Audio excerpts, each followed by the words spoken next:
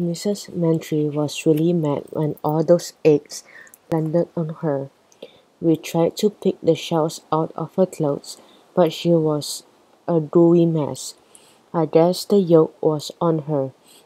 It looked like she was going to totally freak out, but you never believe who came running out of the school at that moment. It was Mr. Klutz, our principal. He has no hair at all, I mean none.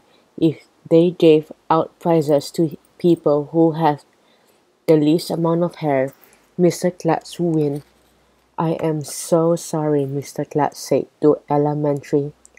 I want my money back, she barked, as she brushed more eggshells off her dress.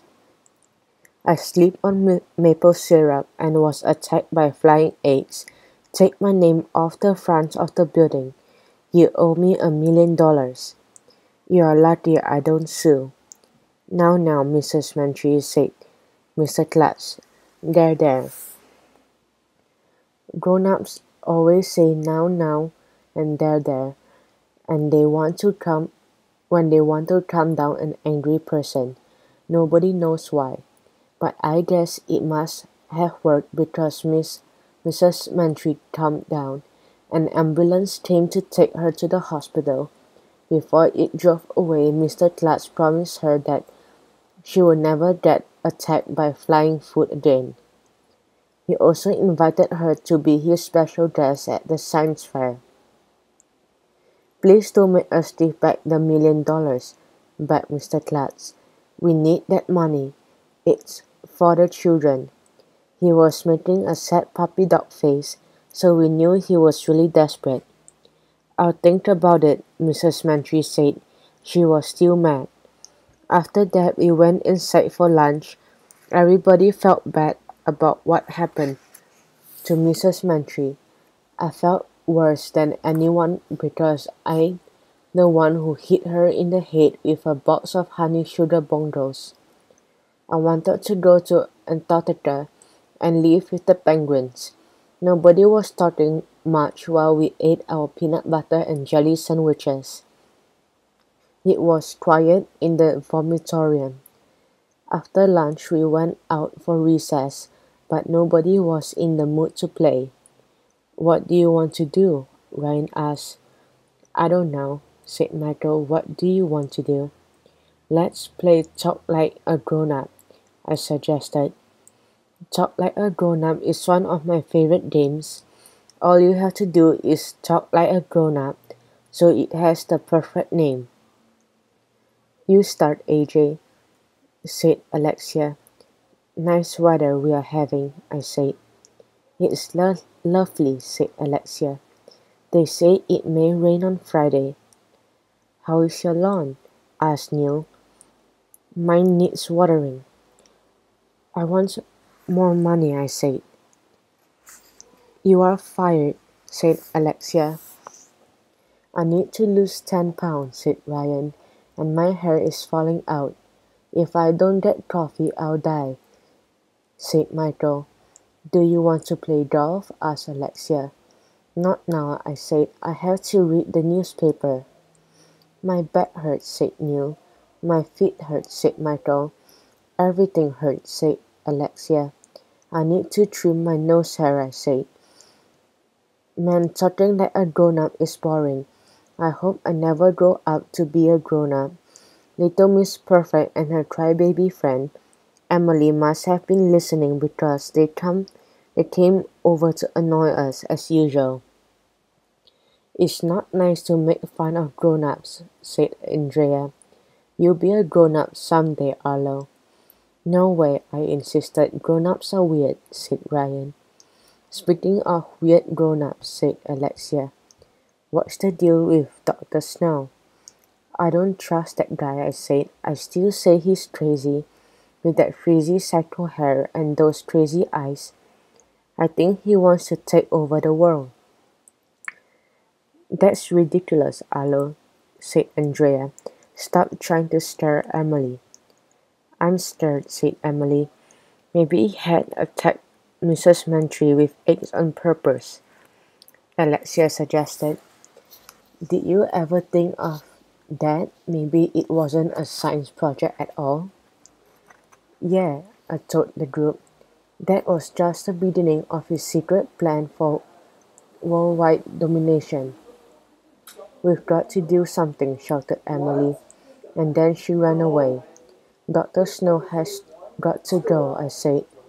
Then I got up and started chanting, Dr. Snow has to go, Dr. Snow has to go. I thought everybody was going to get up and started chanting with me. But nobody got up, nobody started chanting. I hate when that happens. AJ, if that you say is true, said Alexia, there's only one thing we can do. What's that? We've got to get some dirt on Dr. Snow, Alexia told me. Why would we want to get dirt on him? I asked. Then he'd just be covered with dirt. Andrea rolled her eyes. Alexia means we should find out some bad things that Dr. Snow did, said Andrea, then we can blackmail him. What's blackmail? Asked Michael. That's what grown-ups do to people when they find out bad things about them, said Andrea. We should sneak around and stalk the snowman, said Neil. Maybe we can catch him red-handed doing bad things. Neil should get the Nobel Prize. That's a prize they give out to people who don't have bells. Sneaking around is cool. We snuck around the playground fence until we reached the back door of the school.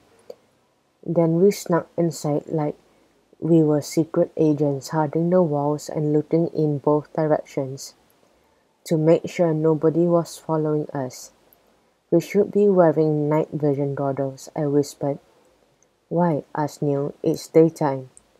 Who cares? I replied. Night vision goggles are cool. We snuck up and down the hallways looking for the snowman, but we couldn't find him.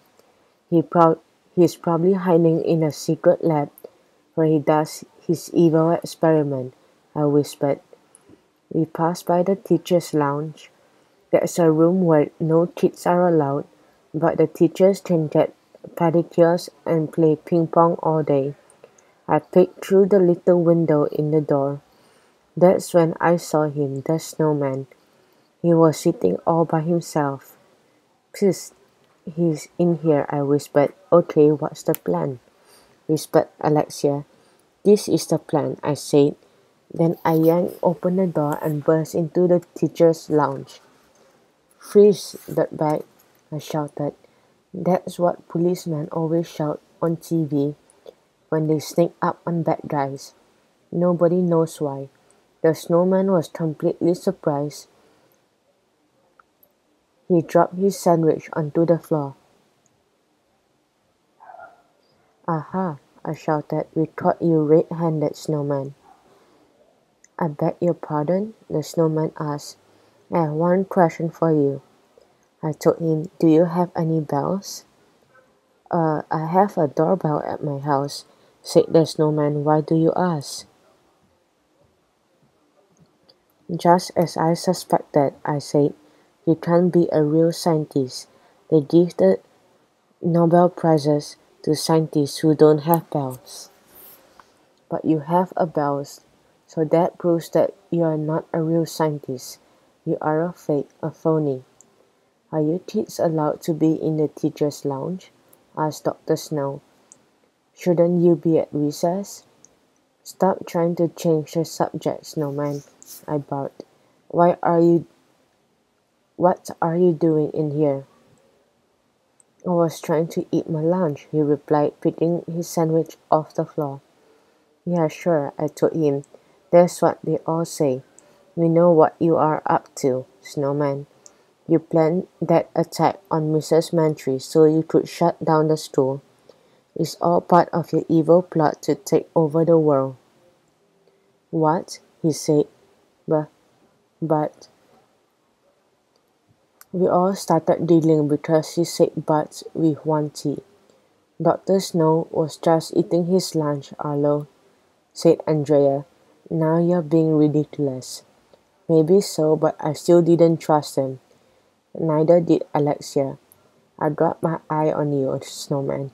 She said, that was weird. Why would you want to put your eye on somebody? That's kind of gross.